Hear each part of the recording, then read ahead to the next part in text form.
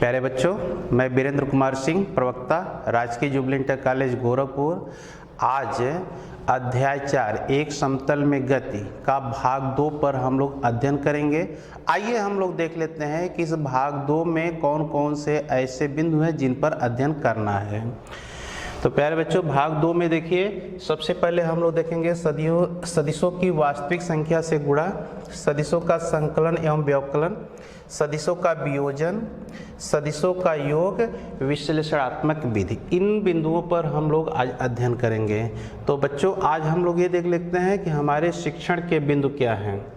तो शिक्षण के बिंदु में हम पहले बताएंगे सदिश का वास्तविक संख्या से गुणा, सदिशों का संकलन, ग्राफी विधि बताएंगे इसमें, और उसी में देखिएगा आप त्रिभुज विधि, समांतर चतुर्भुज विधि, बहुभुज विधि।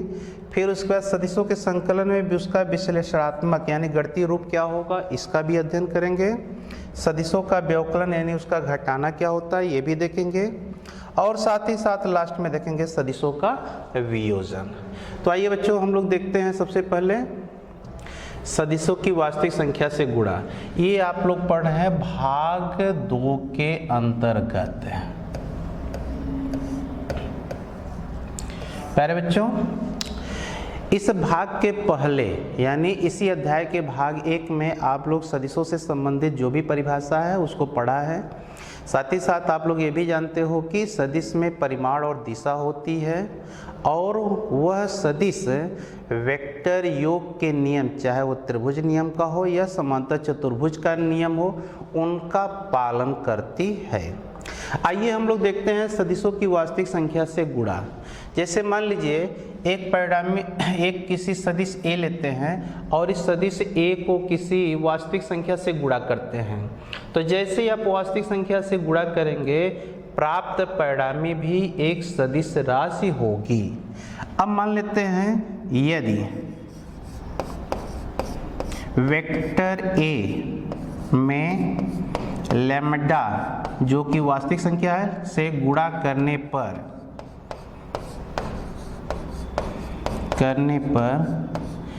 परिणामी सदिश वो मान लेते हैं आपका वेक्टर R है। तो वेक्टर R बराबर हो जाएगा लैम्ब्डा इंटू वेक्टर A। अब यहाँ पर देखिए, अगर मान लेते हैं लैम्ब्डा धनात्मक संख्या है, कैसा है, वो एक धनात्मक संख्या है, lambda equal two plus v। तो ऐसी स्थिति में जो वेक्टर A की दिशा होगी, वेक्टर A की जो वेक्टर A की दिशा होगा वही वेक्टर यानी सदिश R की दिशा होगा। एक चीज देख लीजिए। दूसरी, यदि लैम्ब्डा निगेटिव है यानी ऋणात्मक संख्या है, तो ऐसी स्थिति में वेक्टर A की दिशा के ठीक विपरीत वेक्टर R की दिशा होगी। तो ध्यान दीजिएगा, यहाँ पर अगर लैम्ब्डा धनात्मक है तो जो दिशा वेक्टर A की होगी वही वेक्टर R की दिशा होगी। अगर लैम्ब्डा ऋणात्मक है तो वेक्टर A की जो दिशा होगी उसके ठीक विपरीत वेक्टर R की दिशा होगी। इन सबसे हट करके देखा जाए, अगर लैम्ब्डा 0 है तो ऐसी स्थिति में वेक्टर R एक शून्य सदिश होगा। कैसा सदिश होगा? शून्य सदिश होगा। आइए बच्चों, हम लोग देखते हैं सदिशों का संकलन क्या होता है। संकलन का तात्पर्य ये हुआ कि हम लोग वेक्टर को जो कि 2 ज्यामितीय रूप में दिए हुए हैं उनको कैसे जोड़ सकते हैं। आप जानते हैं वेक्टर में दिशा होती है, इसलिए साधारण बीजगणित के नियमों के द्वारा इसे जोड़ा या घटाया नहीं जा सकता है। अतः जोड़ने के लिए हम कुछ विधियों का उपयोग करते हैं।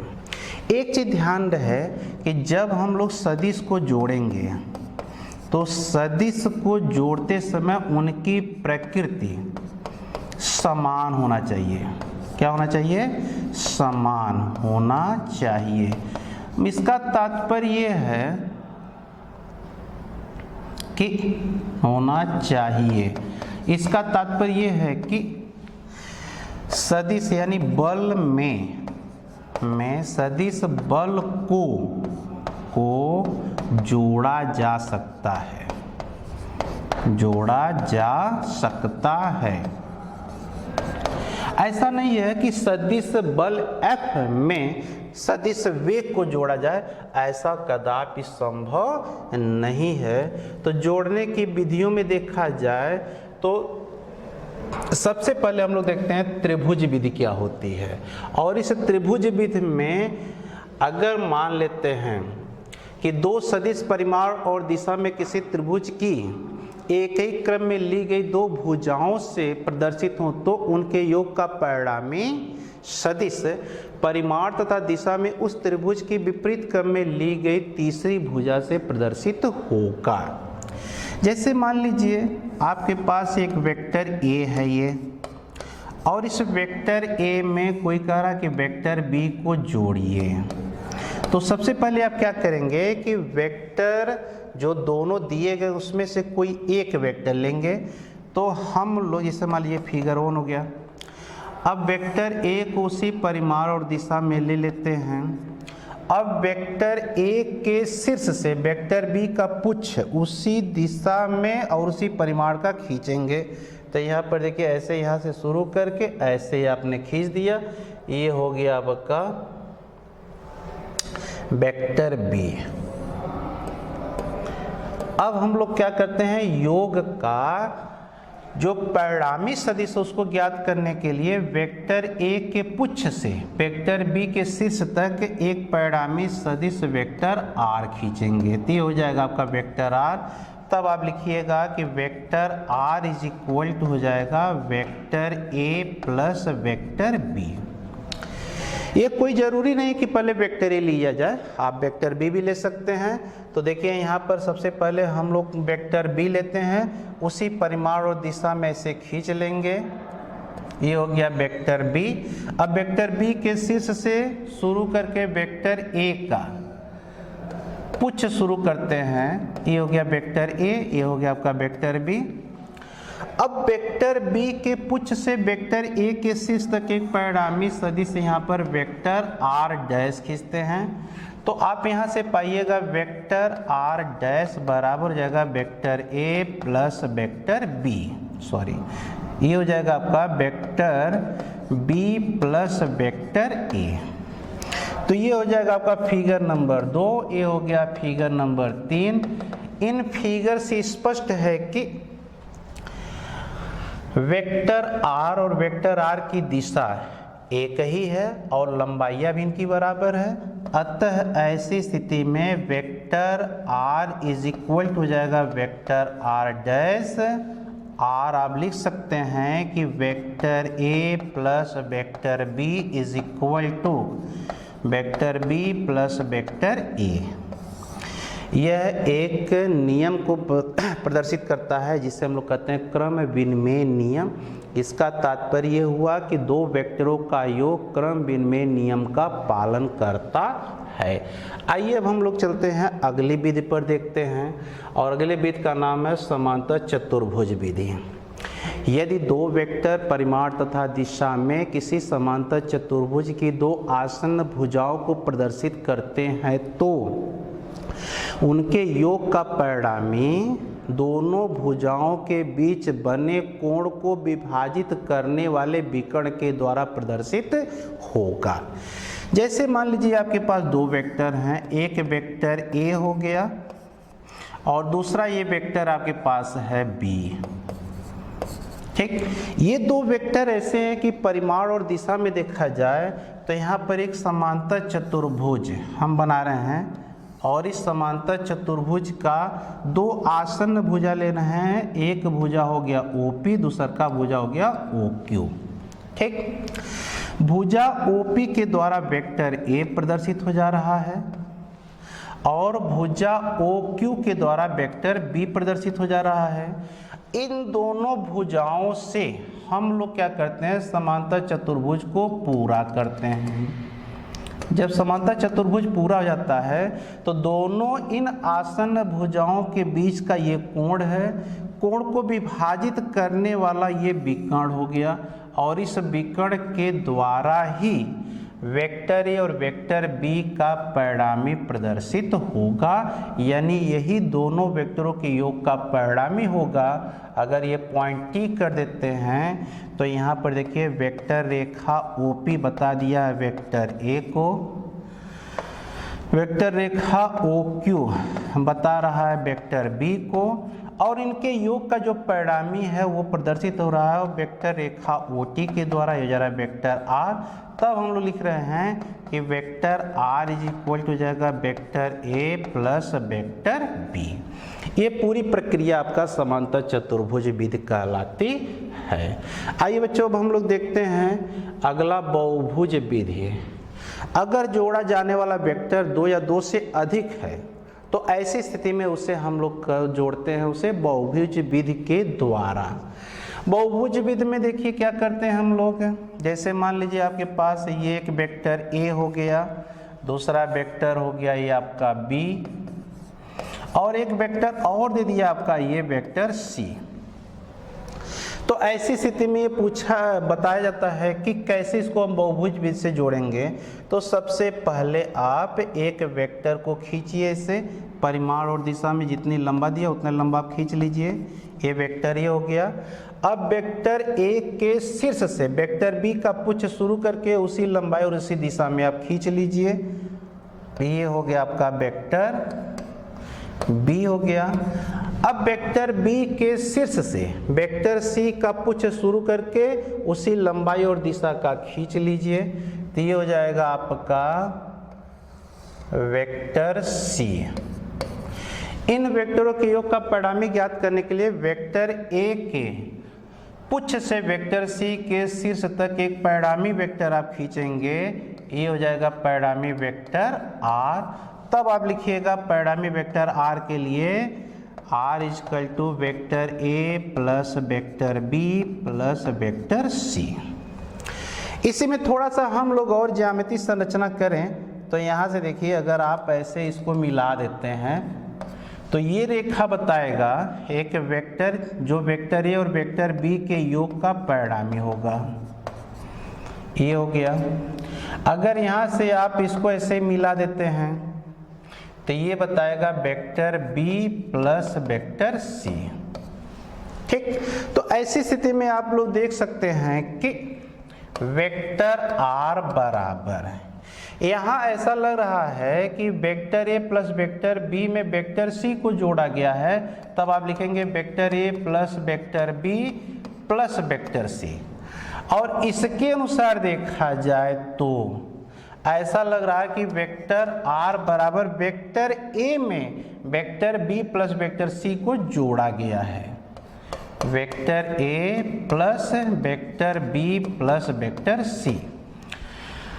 इन दोनों समीकरण से देखा जाए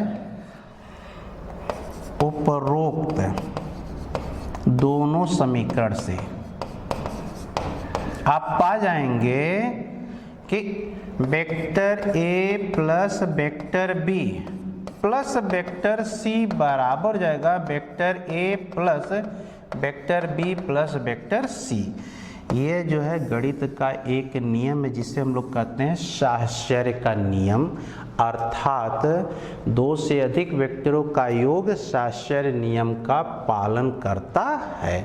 आइए बच्चे हम लोग देखते हैं इसका विश्लेषण कर लेते हैं क्या होता है। विश्लेषण का मतलब ये हो गया कि अगर वेक्टर जिनको हम लोग जोड़ रहे हैं उनका परिमाण और उनके बीच का कोण दिया है तो उनके योग का परिणामी सदिश गणितीय विधि द्वारा हम लोग प्राप्त करते हैं। यहाँ दो वेक्टर लिए हैं, एक वेक्टर है ए दूसरा का वेक्टर बी है। दोनों वेक्टर को हम लोग समांतर चतुर्भुज विधि द्वारा जोड़े हैं। तो समांतर चतुर्भुज ओ पी क्यू एस की भुजा वेक्टर रेखा OP बराबर वेक्टर ए बता रहा है, वेक्टर रेखा OS बराबर वेक्टर बी बता दिया। फिर से देखिए, वेक्टर रेखा OP बराबर हो जाएगा vector A, vector Rekha OS बराबर हो जाएगा वेक्टर B। इन दोनों के योग का परिणामी जो है वेक्टर रेखा OQ द्वारा प्रदर्शित है, वो हो गया वेक्टर R। ठीक, अब हम लोग क्या करते हैं कि रेखा OP को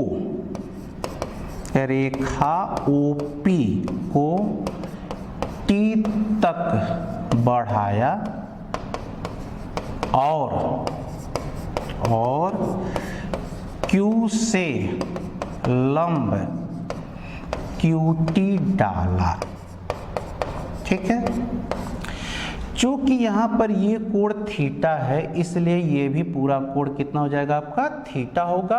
और ये माना जा रहा कि परिणामी वेक्टर R जो है वेक्टर A की दिशा से अल्फा कोण बनाता है। कितना कोण बना रहा है वो?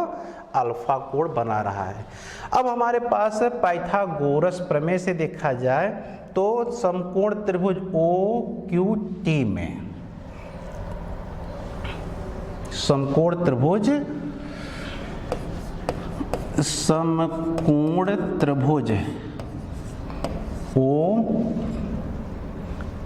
OTQ में आप पा जाएंगे OQ स्क्वायर बराबर OT square plus TQ square. यहाँ से देखिए OT को आप लोग OP प्लस PT में तोड़ सकते हैं, तो OT प्लस PT का ये होल स्क्वायर जगह प्लस TQ का होल स्क्वायर, इसको आप तोड़ दीजिए तो OT square plus PT square plus 2 times of OT into PT, अब प्लस हो जाएगा TQ स्क्वायर। अब आप क्या करिए, आप यहाँ पर OT square plus PT square और प्लस TQ स्क्वायर एक साथ कर लीजिए। अब प्लस हो जाएगा 2 times of OT into PT के जगह पर हो जाएगा आपका PQ cos थीटा, क्योंकि जब समकोण त्रिभुज, ध्यान दीजिएगा, समकोण त्रिभुज PTQ में अगर आप cos थीटा लेते हैं तो cos थीटा बराबर हो जाएगा PT बटे PQ, ये मिल जाएगा। तो यहाँ से आपको मिल जाएगा OT square plus PT square plus TQ square बराबर हो जाएगा PQ square plus 2 times of OT into PQ, ये हो जाएगा cos थीटा। समीकरण नंबर इसको 1 मान लीजिए। उपरोक्त में जो इस तरह से आपने वर्णन कर दिया है उसके अनुसार देखा जाए तो आप पाएंगे कि जो आपका OP वेक्टर रेखा है, ध्यान दीजिएगा, वेक्टर रेखा OP का परिमाण वेक्टर A का परिमाण बराबर A हो जाएगा।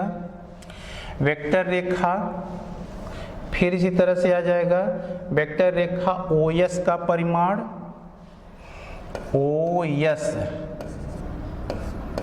बराबर हो जाएगा वेक्टर B का परिमाण बराबर हो जाएगा B, और ये बराबर हो जाएगा PQ के। ठीक है, उपरोक्त मान समीकरण 1 में रखने पर तो आप पाएंगे, देखिए R स्क्वायर बराबर A square plus B square plus 2 times of AB cos theta, जहाँ ये R बराबर है माडा वेक्टर रेखा OQ बराबर हो जाएगा माडा वेक्टर R। ठीक है, R आप प्राप्त कर सकते हैं, R बराबर under root A square plus B square plus 2ab cos theta. इस समीकरण की सहायता से हम लोग परिणामी का परिमाण ज्ञात कर सकते हैं। ठीक है, अगर आप ये बताना चाहते हैं कि जो परिणामी वेक्टर r है, यह परिणामी वेक्टर r वेक्टर a की दिशा से कितना कोण बना रहा है, तो उसको आप कैलकुलेट कर सकते हैं। जैसे माना वेक्टर r वेक्टर a की दिशा से मान लीजिए अल्फा कोण बनाता है, तो जब ये अल्फा कोण बना रहा है तो आप ले लीजिए इससे समकोण त्रिभुज OQT में, समकोण त्रिभुज OTQ में आप पाएंगे tan ऑफ अल्फा बराबर QT बटे OT। तो ये बराबर हो जाएगा आपका QT बटे OP प्लस PT, या आप लिख सकते हैं tan ऑफ अल्फा बराबर OT का मान इस समकोण त्रिभुज में देखा जाए तो हो जाएगा B साइन ऑफ थीटा बटे OP का मान आप A है और इसका मान हो जाएगा B कॉस थीटा, और अल्फा बराबर हो जाएगा tan inverse B sine theta बटे A plus B cos theta. इस समीकरण की सहायता से आप जो परिणामी वेक्टर r है वेक्टर a की दिशा से कितना कोण बना रहा है, जो अल्फा कोण बना रहा है, उसका मान ज्ञात कर सकते हैं। तो आइए बच्चों, अब हम लोग चलते हैं आगे। सदिशों का व्यवकलन यानी दो वेक्टरों का घटाना। तो दो वेक्टरों के घटाने की स्थिति में देखिए समान प्रकृति के वेक्टर को ही घटाया जा सकता है, यानी वेक्टर f में से वेक्टर f को ही घटा सकते हैं। यदि आपके पास दो वेक्टर है, वेक्टर a है और दूसरा वेक्टर b है, तो वेक्टर में से वेक्टर b को जब घटाएंगे तो ऐसी परिस्थिति में जो परिणामी वेक्टर r मिलेगा वो परिणामी वेक्टर r बराबर हो जाएगा vector a minus vector b होगा। थोड़ा सा इसका हम लोग ग्राफी विधि देख लेते हैं। जैसे मान लीजिए आपके पास एक वेक्टर a है, अब एक वेक्टर a में से वेक्टर b को मान लीजिए घटाना है, ये वेक्टर b हो गया। तो घटाने के लिए जरूरी होता है कि सबसे पहले ऋण वेक्टर b प्राप्त कर लें। तो सबसे पहले हम लोग क्या करेंगे, माइनस b वेक्टर प्राप्त करेंगे। तो माइनस b वेक्टर प्राप्त करने के लिए क्या करना है आपको, इसी वेक्टर a के समांतर उसी लंबाई का एक रेखा खींच लीजिए, लेकिन इस पर तीर वेक्टर b के दिशा के ठीक विपरीत होना चाहिए। अब दो वेक्टरों के योग की त्रिभुज विधि के द्वारा वेक्टर a में माइनस वेक्टर b को जोड़ दीजिए। तो ये हो गया वेक्टर a। अब माइनस b वेक्टर को जोड़ना है तो आप इधर आ गए, माइनस b वेक्टर हो गया। अब योग का परिणामी देखना है तो यहाँ से लेकर के यहाँ तक परिणामी वेक्टर r खींचेंगे तो वेक्टर r बराबर हो जाता है तब vector a minus vector b। अगर मान लीजिए हम लोग निकालें कि vector b minus vector a कितना होगा, तो इसकी गणना के लिए हम लोग क्या करेंगे, पहले माइनस वेक्टर a लेंगे। तो माइनस वेक्टर a देखिए ऐसे हो जाएगा आपका। अब माइनस वेक्टर a को वेक्टर b में जोड़ेंगे तो वेक्टर b को उसी परिमाण और दिशा में आपने इसे खींच लिया। अब इसके शीर्ष से वेक्टर a का यहाँ पर आपने वेक्टर b खींच लिया। अब इसके शीर्ष से क्या करेंगे, माइनस वेक्टर a खींचेंगे ऐसे, ये हो गया माइनस a वेक्टर। अब योग का परिणामी ज्ञात करने के लिए एक वेक्टर ऐसे परिणामी वेक्टर r डैश आपने खींच लिया, तो r डैश बराबर हो जाएगा आपका vector b minus vector a। ठीक है, अब समीकरण नंबर 1 और समीकरण नंबर 2 को देख लीजिए। तो चित्र यहाँ पर 1 हो गया ये, और ये चित्र आपका 2 है। दोनों चित्र 1 से और 2 को देखा जाए ध्यान से तो वेक्टर r और वेक्टर r डैश की दिशा एक दूसरे के ठीक विपरीत है। तो ऐसी परिस्थिति में हम लोग लिखेंगे vector r not equal to vector r dash, यानी vector a minus vector b not equal to vector b minus vector a, अर्थात दो वेक्टरों का व्यवकलन क्रम विनिमय नियम का पालन नहीं करता है। आइए अब हम लोग देखते हैं सदिशों का वियोजन क्या होता है।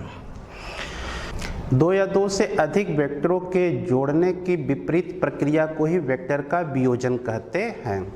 यदि किसी वेक्टर को दो या दो से भागों में इस प्रकार तोड़ा जाए कि उनका संयुक्त प्रभाव वही हो जो दिए हुए अकेले वेक्टर का है, तो इस प्रक्रिया को वेक्टर का वियोजन कहते हैं। तो वेक्टरों के योग में आपने पाया था कि वेक्टर r, जो परिणामी वेक्टर r है, वो परिणामी वेक्टर r इक्वल टू होता है vector a plus vector b। यहाँ पर देखिए वेक्टर r ऐसा लग रहा है कि इसको दो भागों में तोड़ा जा रहा है। एक हो गया वेक्टर a, दूसरा वेक्टर b। वेक्टर a और वेक्टर b का संयुक्त प्रभाव वही होगा जो अकेले वेक्टर r का है। तो इस प्रक्रिया को ही हम लोग वेक्टर का वियोजन कहते हैं। आइए देखते हैं कि आयताकार घटक क्या होता है। यदि किसी वेक्टर के घटक परस्पर लंबवत हो तो उन घटकों को आयताकार घटक कहते हैं। मान लीजिए किसी वेक्टर a का आयताकार घटक करना है, तो इसके लिए इसके पुच्छ को मूल बिंदु मानकर दो समकोणिक अक्ष OX तथा OY खींचते हैं। अब इस वेक्टर a के शीर्ष से दो लंब क्रमशः OX पर RP और OY अक्ष पर RQ डालते हैं। अब चित्र से स्पष्ट है कि वेक्टर रेखा OR इज इक्वल टू जाएगा वेक्टर रेखा OP, अब प्लस हो जाएगा वेक्टर रेखा OQ, या आप लिख सकते हैं कि vector A is equal to हो जाएगा वेक्टर AX प्लस वेक्टर हो जाएगा AY, जहां vector AX is equal to है वेक्टर रेखा OP। ये बताता है A का, यानी वेक्टर A का X अक्ष की दिशा में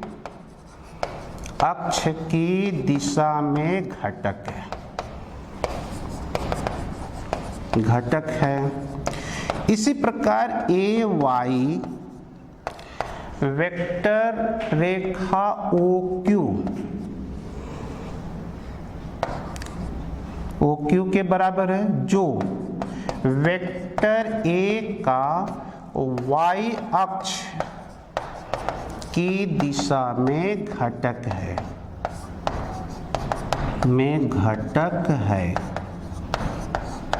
अब ये मान लीजिए कि वेक्टर A x अक्ष के साथ थीटा कोण बनाता है, तो ऐसी स्थिति में आप लोग पाएंगे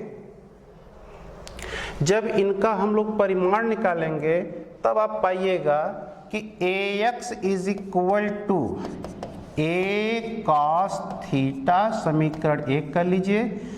इसी तरह से AY बराबर हो जाएगा A sin थीटा, ये हो जाएगा समीकरण 2। समीकरण 1 एवं 2 का वर्ग करके जोड़ने पर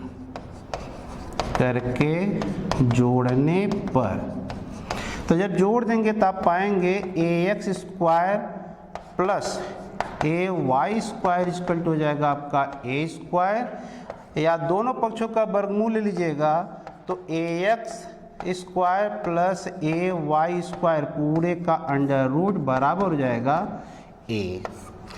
इस प्रकार से अब समीकरण 2 में समीकरण 1 से भाग कर दीजिए। समीकरण 2 में समीकरण 1 से भाग करने पर तो अब पा जाएंगे ए वाई बटे ए एक्स इक्वल टू हो जाएगा साइन थीटा बटे कॉस ऑफ थीटा, और ए वाई बटे ए एक्स इज इक्वल टू हो जाएगा टेन ऑफ थीटा, और थीटा इज इक्वल टू हो जाएगा टेन इनवर्स ए वाई बटे ए एक्स है। प्यारे बच्चों, आज के लिए बस इतना ही। धन्यवाद है।